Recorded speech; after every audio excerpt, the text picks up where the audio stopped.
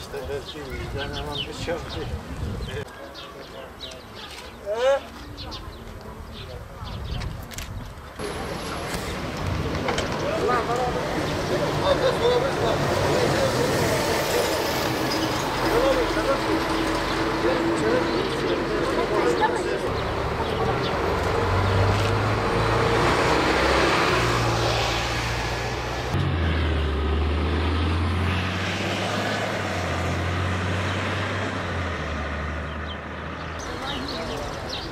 Arabayı işte gel şey yap.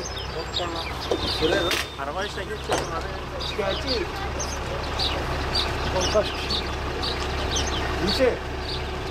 Gel. Ahmet.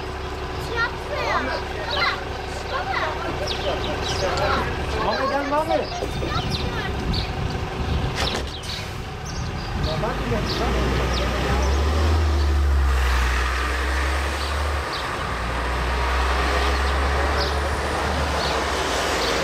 Yetkililere sesleniyorum. Onlardan rica ediyoruz. Bu arabalar, toplu taşımalar eskisi gibi devam etsin.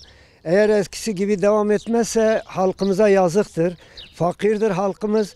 2 araba değiştirmesi lazım. Bir şehire gidip gelmesi 4 araba değiştirmesi lazım. Yazık, günahtır. Yetkililerden rica ediyoruz eskisi gibi olsun.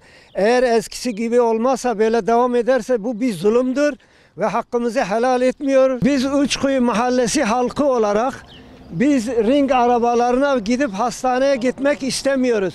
Hastaneler zaten her tarafta hastalık. Bu bir hakarettir. Biz buna karşıyız, kabul etmiyoruz. Eskisi gibi olsun. Bizim isteğimiz eskisi gibi. Eskiden biz burada bir arabaya binip Diyarbakır'ın istediği yerine gidebilirdik bir arabayla. Ama şimdi eğer gitmek istesek 4 araba değiştirmemiz lazım. Bu bir zulümdür. Bunu kabul etmiyoruz. Toki Mahallesi'nden bir arabaya binip araştırma hastanesine gitmemiz lazım. Oradan aktarmalı başka bir arabaya. O arabada oraya gittiğimiz yere gider mi gitmez mi? Zaten hastalık var. Hastaneye bile gitmek istemiyoruz. Yani eskisi gibi olsa iyi olur. Eskiden zaten 40 dakika, yarım saatte buradan Diyarbakır merkezine gidiyorduk. Şimdi ise tekrar aktarmalı olunca en azından 1,5 saati buluyor. Yazık, günahtır yani. Bir de o eşyanın elinde eğer bir eşya, bir şey, yük varsa oradan oraya aktır, oradan oraya gezdir. Yazık, günahtır ya. İşe giden var, iş yerine giden var, devlet memuru olan var, öğrenci olan var.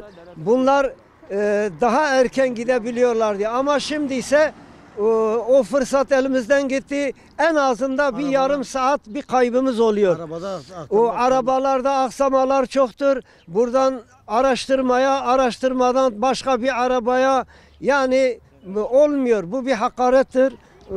Yanlış bir şeydir. Eskisi gibi istiyoruz. Geçenlerde Sayın Vali Bey bir şey söyledi. Dedi ki ben Uçkuyular Mahallesi'nde bu ring meselesini halledeceğim. Maalesef halletmedi. Eskisi gibi devam ediyor ve yazık, günahtır bu halka.